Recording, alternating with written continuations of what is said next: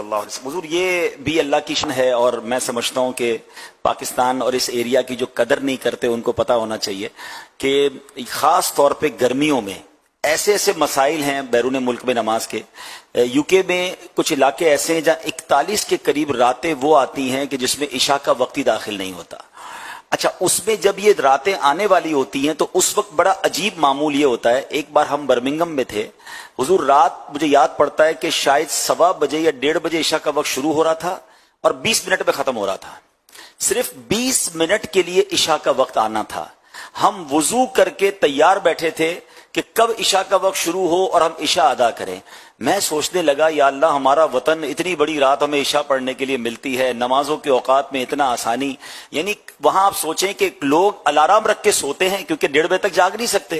جب عشاء کا وقت 1:30 بجے آنا ہے تو وہ کام کاج سے فارغ ہو کر مغرب پڑھ کے سو جائیں، عشاء کے لیے الارم رکھے اٹھیں، پھر عشاء کے وقت ختم ہو تو پھر فجر پڑھیں۔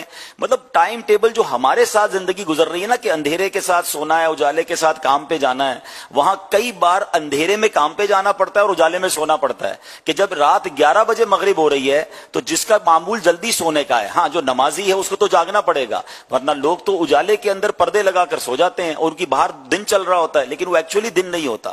ایک بار میں ناروے میں تھا، رات 1 بجے اتنی روشنی تھی جیسے ہمارے یہاں مغرب کی روشنی ہوتی ہے۔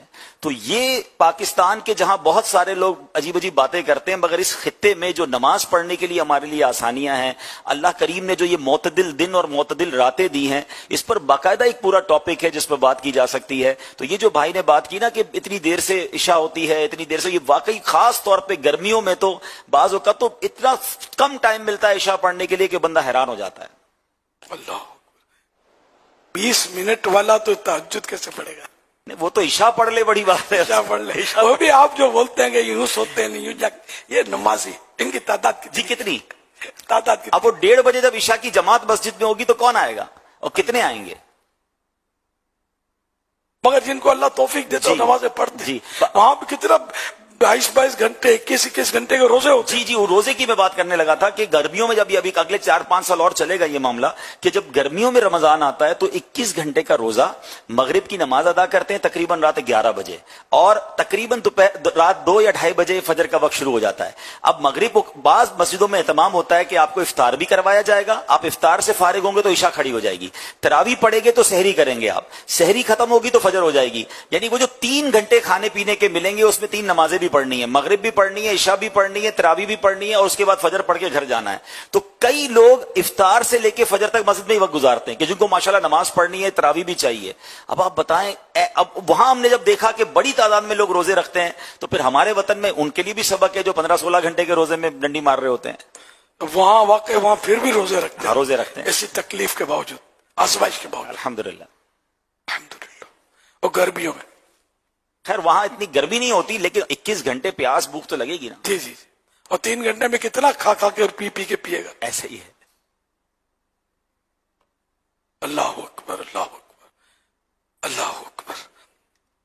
نہیں واقعی ہمارا ملک جو ہے نا وہ ان نعمتوں سے مطلب یعنی کہ مزین ہے کہ ایسی تو کئی نعمتیں ہیں ہمارے ملک میں جو کئی ممالک میں نہیں ہیں۔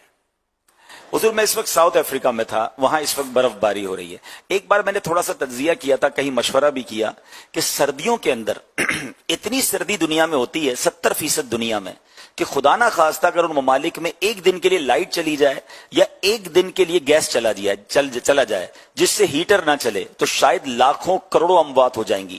ہم دنیا کے اس خطے میں ہیں کہ جہاں اگر کئی دن تک لائٹ نہ ہو، چاہے گرمیاں ہوں یا چاہے سردیاں ہوں، اللہ نے یہاں ایسا موسم رکھا ہے کہ ہم اس میں سروائیو کر سکتے ہیں، ٹھیک ہے نا، لیکن وہاں تو ان کی حیات ہی، ان کی زندگی ہی ہیٹر سے لگی ہوئی ہے۔ -40 ڈگری ٹیمپریچر باہر ہے، -20 ڈگری ٹیمپریچر باہر ہے اور ہم رات کو ہیٹر کے سہارے گزار رہے ہوتے ہیں۔ وہ ایک دن کے لیے اگر ہیٹر بند ہو جائے، بلکہ میں کہتا ہوں چند گھنٹوں کے لیے بند ہو جائے تو نہ جانے کتنی اموات ہو جائیں گی۔ تو یہ بھی ہمارے وطن اور اس خطے کو اللہ پاک نے نوازا ہے کہ جہاں موسم بھی اس شدت کا نہیں ہے جو دنیا کے، میں کہتا ہوں 60-70% دنیا ایسی ہے جو شدید ٹھنڈ میں ہوتی ہے جب سردیاں ہوتی ہیں۔ اللہ اللہ پاک ہمیں شکر گزار بندہ بنائے۔ بی بی فاطمہ رضی اللہ عنہ کا ایک واقعہ جو کسی کتاب میں پڑھا تھا میں نے، وہ یاد آ رہا تھا مجھے کہ یہ دعا کرتی تھی کہ یا اللہ کوئی مجھے ایسی طویل رات مل جائے، لمبی رات، کہ میں تیری خوب جی بھر کے عبادت کر لوں. تو وہاں مکہ مدینہ شریف میں بھی راتیں ہیں اور یہ دن اور یہ سب معتدل ہوتے ہیں الحمدللہ. یہ بہت دور دراز کی بات ہے، یو کے بہت دور ہے. سردیوں میں وہاں بڑی طویل راتیں ہوتی ہیں. وہاں شام 5-5:30 بجے عشاء کا وقت شروع ہو جاتا ہے اور صبح 8 بجے فجر کا وقت ہوتا ہے. یو کے کی بات کر یو کے میں جی. یعنی ایک وقت ایسا آتا ہے کہ جہاں رات 11 بجے مغرب ہوتی ہے، اور ایک وقت ایسا آتا ہے کہ شام 6 بجے عشاء ہو جاتی ہے، 4 بجے مغرب ہو جاتی ہے. اتنا بڑا ٹائم ڈیفرنس ہوتا ہے.